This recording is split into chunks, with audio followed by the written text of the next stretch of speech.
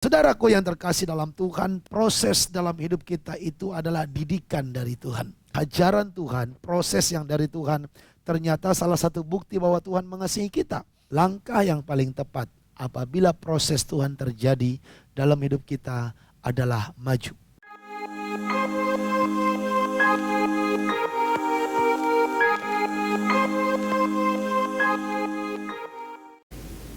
Shalom Bapak Ibu Saudara yang terkasih dalam Tuhan, selamat bergabung dalam Pelita Kehidupan bersama dengan saya Pendeta Besron Yusuf Roni Marpaung dari Jaytun Philadelphia Ministry.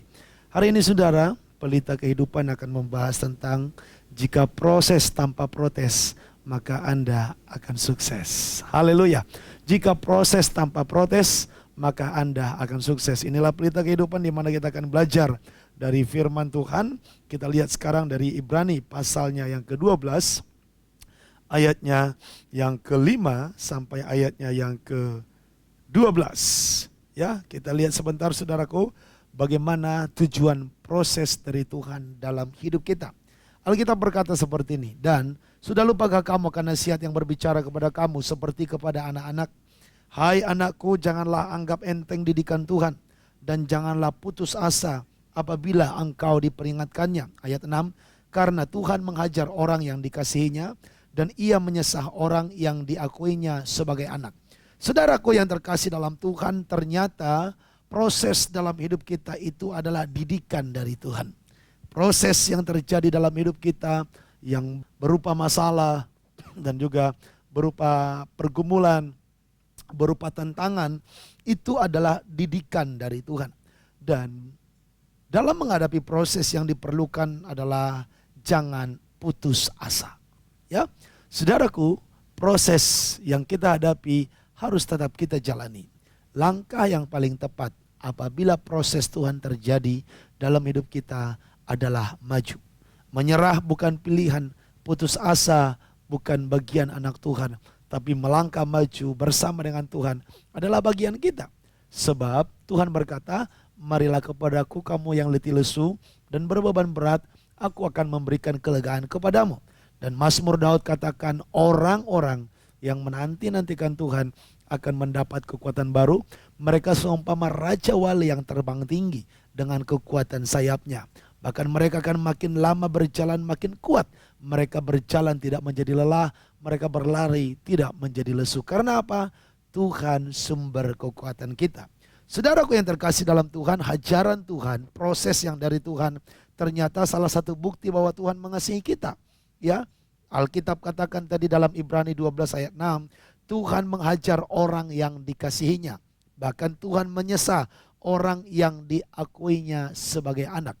Saudara, perlu kita mengerti memang saat kita jatuh dalam dosa, Tuhan menerima kita apa adanya. Dia berikan darahnya, menguduskan dan menyucikan kita. Tetapi saudara, Tuhan tidak mau selamanya kita apa adanya. Tuhan mau setelah kita kembali kepada Kristus menjadi orang-orang yang diubahkan. Dari apa adanya menjadi ada apanya. Apa itu? Ada imannya, ada kualitas karakter Kristus di dalamnya, ada semangatnya, ada hikmat kebijaksanaan yang dari Tuhan di dalam diri kita. Dan semuanya itu saudara tidak ditemukan begitu saja. Dikatakan di ayat 7, jika kamu harus menanggung ganjaran, Allah memperlakukan kamu sebagai anak. Saudara, ternyata proses yang dari Tuhan, proses didikan yang dari Tuhan adalah tanda bahwa Tuhan memperlakukan kita sebagai anak. Itu makanya ada orang-orang setelah sungguh-sungguh dalam Tuhan, dia menghadapi banyak masalah. Dia menghadapi banyak persoalan karena apa? Sedang diberikan ganjaran oleh Tuhan. Tanda sebagai dia anak. Kenapa? Ini menjadi perlu kita renungkan dan kita mengerti. Alkitab katakan, di manakah terdapat anak yang tidak dihajar oleh ayahnya? Ya, kalau kita punya anak, anak kita pasti kita hajar, kita didik supaya dia benar. Contoh, kalau ada anak kita, saudara, dia mencuri, ya kita pasti hajar dia, didik dia supaya tidak mencuri. Tadinya anak kita misalnya gak ngerti mandi, makan sendiri dan lain sebagainya. Kita pasti ajar dia supaya dia bisa makan sendiri, mandi sendiri. Masing-masing kita punya cara untuk mendidik. Tapi yang pasti, kita pasti akan mendidik anak kita. Tidak sedikit orang tua yang kasih mungkin reward kalau anaknya hebat, dan juga mungkin kasih hukuman, ya, hukuman yang ringan yang sesuai dengan anaknya itu supaya dia bisa belajar jauh lebih baik.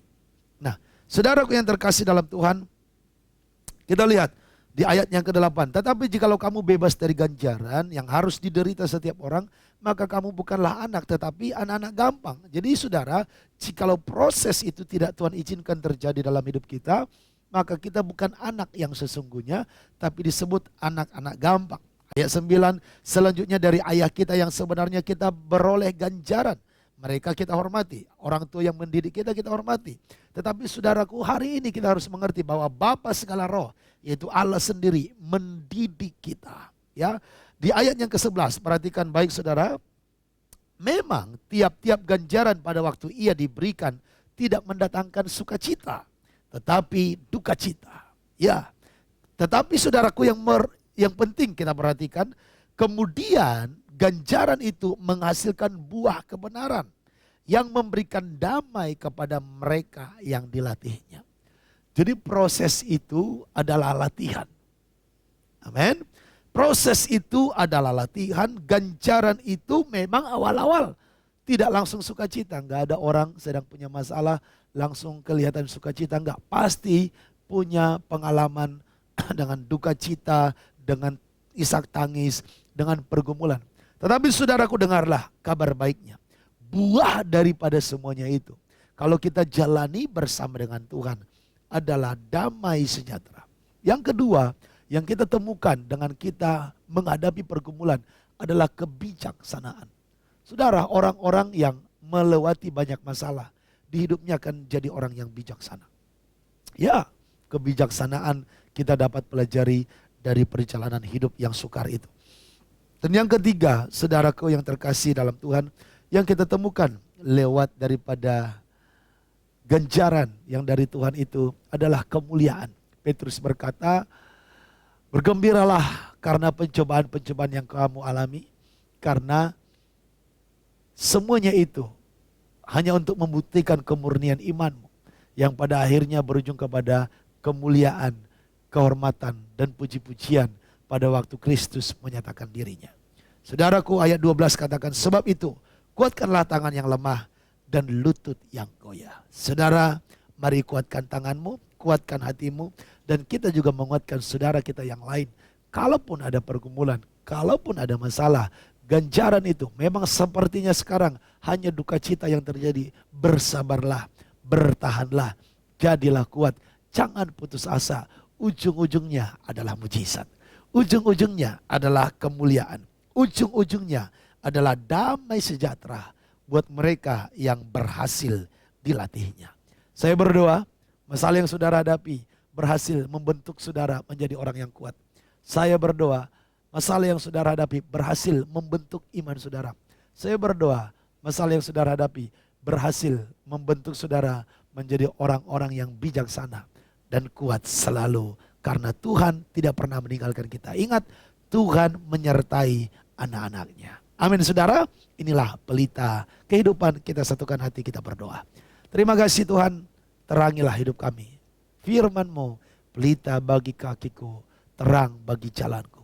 Firman-Mu, pelita bagi hidup kami. Terpujilah nama Tuhan, kami bersyukur dan hamba-Mu berdoa, berkati umat-Mu. Biarlah Engkau menjadi pelita dalam hidup kami. Kami tahu masalah yang terjadi hanya adalah proses. Kami tidak perlu banyak protes. Maka kami akan melihat sukses di balik semuanya itu. Karena kami tahu rancangan-Mu adalah rancangan masa depan yang indah bagi setiap kami anak-anak-Mu. Di dalam nama Tuhan Yesus kami bersyukur dan berdoa. Haleluya. Amin. Amin saudara. Tuhan memberkati. Inilah pelita kehidupan. Terima kasih saudara sudah bergabung. Sampai jumpa dalam episode pelita kehidupan selanjutnya. Shalom.